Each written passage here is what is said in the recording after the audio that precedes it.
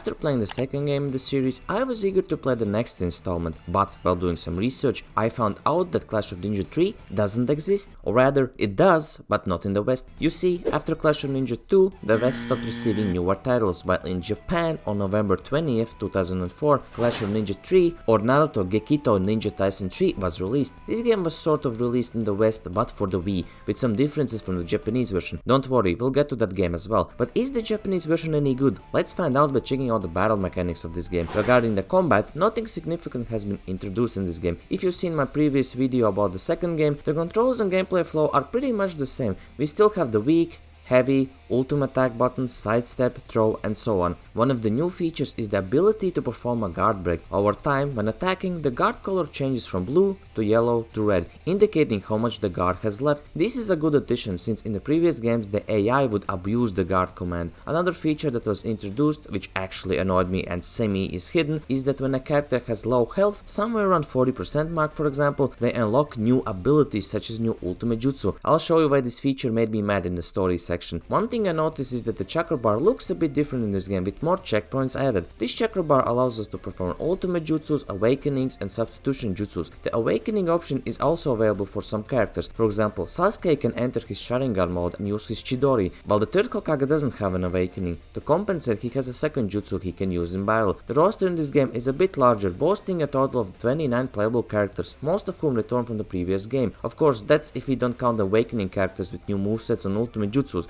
because if we do, the roster then is around 30 plus characters. The newer characters like the legendary Sanin, more of the Konoha 11, Temari, Itachi, and the third Hokage for example are unlocked because they are in the story mode, with the exception of Anko. She doesn't appear in the story mode but has been added as an extra character. Mizuki, who was previously an alternate skin for Iruka, now has his own spot on the roster, even though his moveset is still the same. To unlock these characters you need to buy them from the shop, just like in the previous game, by collecting coins or Rio, I'm not sure what they call in this game. Alongside the characters you can unlock story mode content, music, and new stages. Most of the stages from the previous two games return, providing a good mix of old and new environments. The new stages added in this game include the Konoha Hot Springs, Hidden Sand Village, the location where third Hokage and Orochimaru fought, I forgot the name, Tanzaku Castle, Hyubi's Chamber, where we can see a scary looking Ninetales,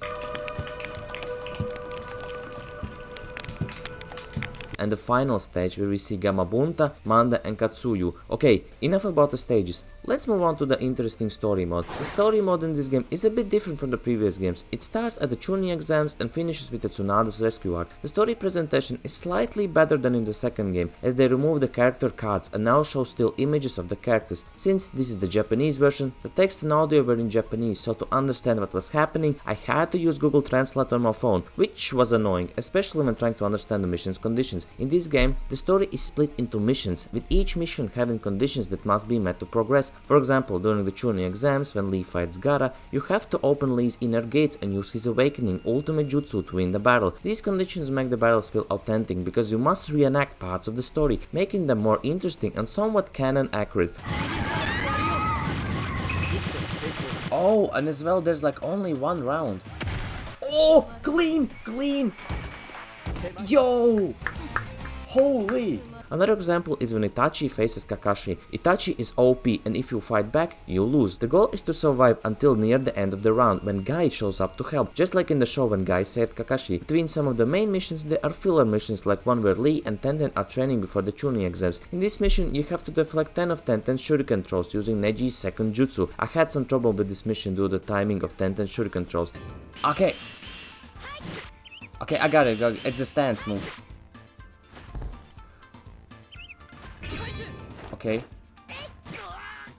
Okay, I got it. Okay, thanks guys.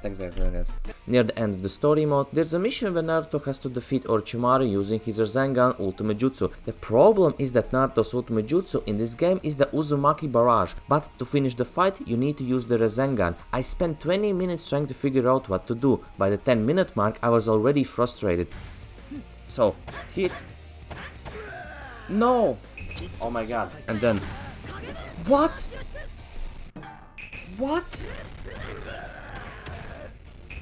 I hit him 2 times. One eternity later. Oh my god. Fuck this. I even checked online to see how to complete this mission, but I was still clueless. Thanks to your guys' help in the live streams chat, I was finally able to finish the mission. Yes, so in order to pull this off, you have to A, have your life at red bar, as Kawaii said.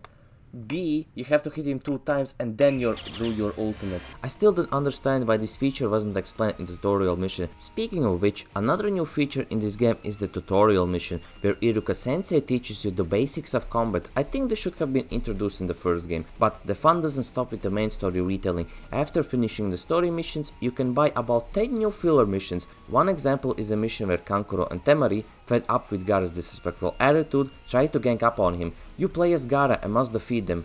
At least that's what I understood from translating the dialogue. These missions come in varying difficulty levels. Once unlocked, you can play them on Genin, Chunin or Jonin difficulty, with each level having different conditions and stronger AI. Sadly, these missions exclude the previous game's Oboro mode, which was a fun addition. Speaking of other modes, we still have the previous ones like Oboro mode, Time Attack, Survival and the 3-man team battles. The only difference in team battles is that we can now perform team ultimate jutsus where each character chimes in to perform an attack. This game is a big step up from the second one. I really enjoyed the story mode, especially since it's split in 2 missions. The win conditions some of these missions make the battles feel more canon with interesting stipulations that mimic the events from the show. I love that the characters roster is expanded by each title and I can't wait to play the 4th game. What do you guys think about this game? Have you played this game or maybe have you played the Revolution version? Let me know in the comments below. But yeah, that's it for me. I wish you all a nice day/evening.